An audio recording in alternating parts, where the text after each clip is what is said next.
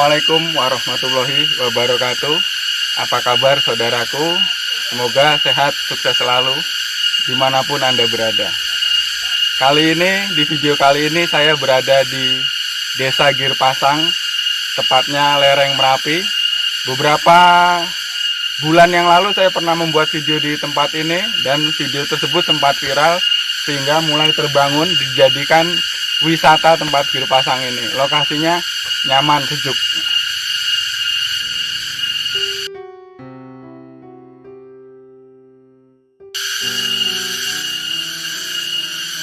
Saudaraku, kalau di tempat kalian ini namanya apa ini?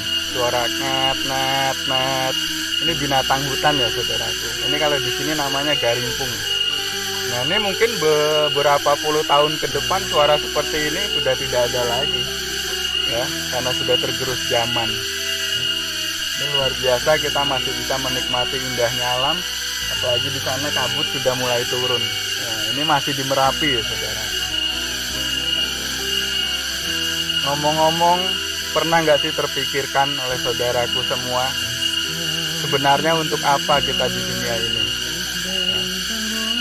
Apakah hanya lahir, bekerja, menikah, punya anak, lalu meninggal, dan tanpa terkenang lagi nama-nama kita? Saya selalu merenung hal-hal seperti ini, apalagi di tempat yang suasana luar biasa seperti ini. Ini semoga saudaraku tidak terfokus dengan suara-suara ini, nikmati saja. Ya. Ini suara terapi dari alam. Coba saudaraku pikir deh, untuk apa sih kita hidup di dunia ini? Ya, apakah hanya untuk diri pribadi saja, ataukah hanya untuk keluarga saja, atau mungkin bisa memberikan manfaat untuk orang lain? Ini adalah pelajaran tentang mengkaji diri ya saudara. Kita belajar mencoba mengenali diri kita, mengenali sejatinya diri kita. Sebelum kita masuk kepada untuk apa kita hidup di dunia ini, kita harus kenali dulu ya. Paling tidak kita harus tahu dulu dari mana kita berasal dan akan kemana kita akan kembali.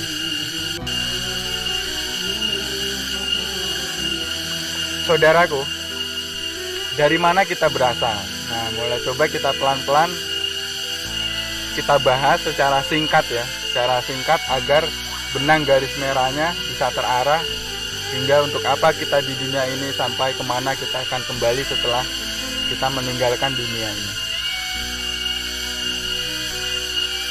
Saripati makanan yang ada di bumi ini, baik dari hewan maupun tumbuhan, yang itu dimakan oleh ayah kita ya. Nah, makanan itu menjadi saripati dan masuk ke dalam tulang sumsum. Nah, di situ terproseslah menjadi cairan sperma. Di video lama sudah saya bahas tentang mani, wadi, manikam ya, itu asal mula dari cairan sperma. Nah, lalu cairan sperma berproses hingga masuk ke dalam rahim seorang ibu. Nah, di situ proses pembuahan. Setelah selama 9 bulan, ya, 9 hari, lahirlah kita sebagai seorang anak.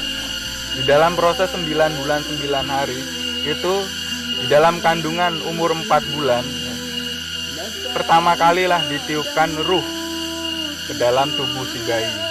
Setelah ditiupkan ruh, Allah juga sudah menentukan rezekinya, menentukan jodohnya, menentukan matinya. Ya. Di situ sudah ditentukan oleh Allah Subhanahu wa Ta'ala. Lalu lahirlah bayi, ditemani dengan 4 korin dan 4 malaikat. 4 korin ini sejenis jin. Nah, jin ini mengajak manusia tersebut, si bayi tersebut yang nantinya mengajak ke arah keburukan, tapi Tuhan Maha Adil, diberikan juga keempat malaikat untuk mengimbangi ajakan jin korin tersebut ya. Jadi nanti kita tinggal milih mau ikut mana, mau mengikuti jalannya jin korin atau mengikuti dari malaikat tersebut. Setelah lahir, bayi menangis sambil menggenggam tangannya karena dia takut. Setelah dia berada di dunia, dia akan lupa dengan amanahnya. Dia akan lupa dengan asal-usulnya. Dia memegang erat janji tersebut karena takut terlepas.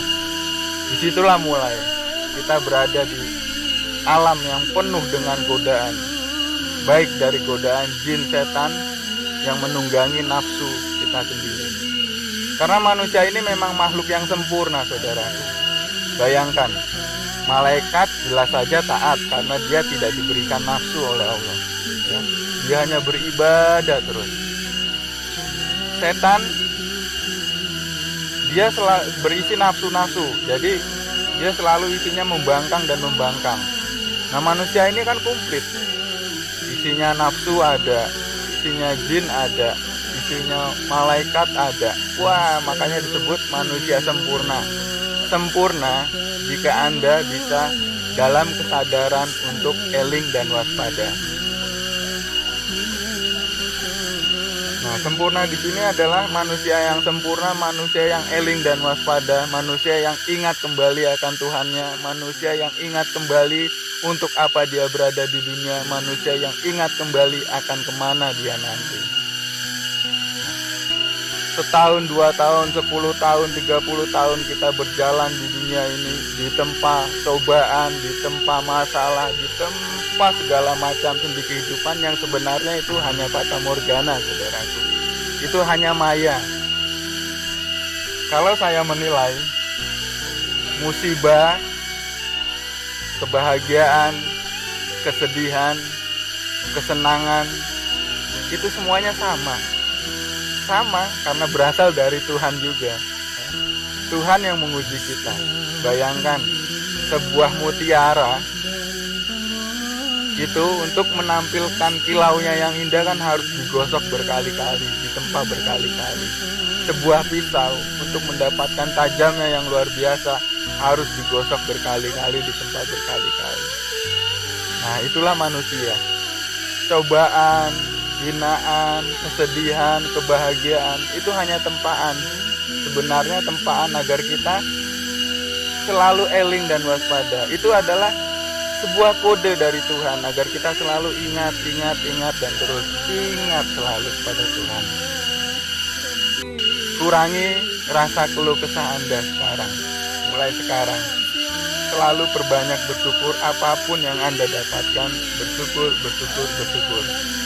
Selalu saya tekankan, bersyukur bukan hanya di dalam bibir. Alhamdulillah saya bersyukur. Bukan itu, saudaraku. Bersyukur adalah rasa yang sangat bahagia dengan apapun pemberiannya, baik sedikit maupun banyak, kita selalu senang. Nah, itu bersyukur yang sejati. Seperti itu. Lalu sudah tiba waktunya kita dipanggil kembali oleh Tuhan, dicabut nyawa kita oleh malaikat Jibril. Ya.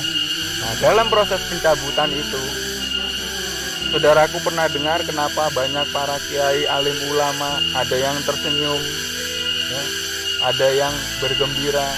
Lalu kita lihat orang-orang umum seperti saya ini, ketika dicabut nyawanya, mata melotot, histeris. Sebenarnya kuncinya adalah satu, saudaraku.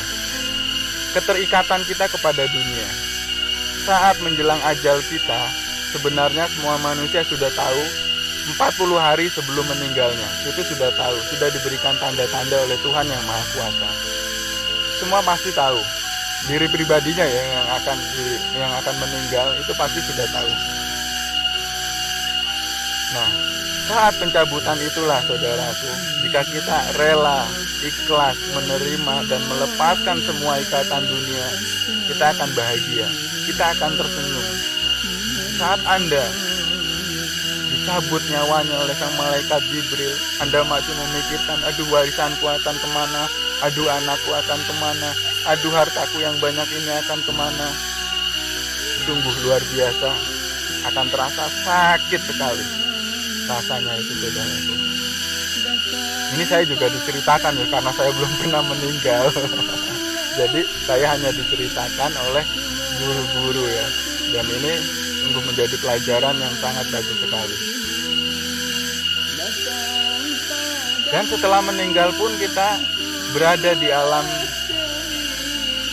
bukan alam dunia. Ada yang menyebutnya alam barzah, ada yang menyebutnya alam kubur. Nah, di sana kita masih mendapatkan sebuah cobaan lagi. Di sana kita akan dipertemukan oleh dua jalan. Jalan yang sebelah kiri atau jalan yang sebelah kanan. Sekali lagi, orang-orang tua dulu berpesan, selama kamu masih terikat oleh dunia, sampai di alam manapun kamu akan salah jalan, dan kamu seolah-olah akan memilih jalan yang sebelah kiri. Tapi saat kamu sudah mulai ikhlas, bersyukur, berserah diri, dan melepaskan dari ikatan dunia, maka para malaikat Tuhan akan membimbing kamu untuk memilih jalan sebelah kanan. Disitulah proses-proses penimbangan amal-amal kita dilakukan, hingga akhirnya kita akan kembali menyatu bersama Tuhan yang Maha Kuasa. Surga neraka itu apa ya saudaraku? Kalau saya pribadi,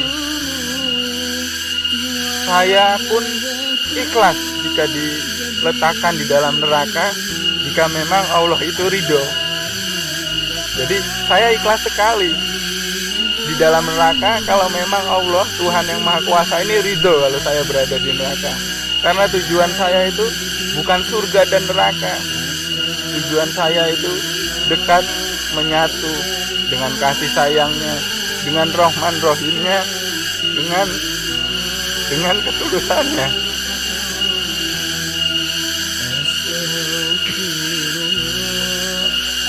Saya kalau sudah berbicara cinta ya saudara, cinta dari Rasulullah, cinta dari Tuhan yang Maha Kuasa, tidak tahan menahan air mata ini.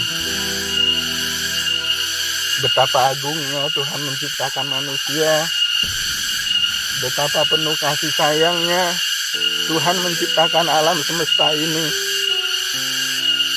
Tapi semua itu hanya rusak oleh manusia-manusia yang tidak lagi mempunyai akhlak, yang tidak lagi mempunyai tujuan, yang hanya mencari untuk kepentingan dirinya sendiri, mencari untuk kepentingan keluarganya sendiri.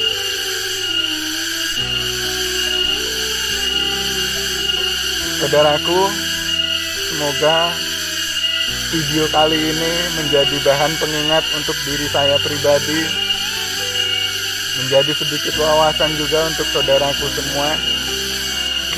Saya akan melanjutkan menikmati suasana alam. Mungkin kita akan bahas lagi di video-video selanjutnya tentang dari mana kita berasal, untuk apa kita berada di dunia, dan akan kemana kita setelah di dunia. Tadi hanya gambaran singkat, sedikit gambaran untuk memacu penyemangat kita mempelajari tentang kesejatian diri. Terima kasih saudaraku. Assalamualaikum warahmatullahi wabarakatuh.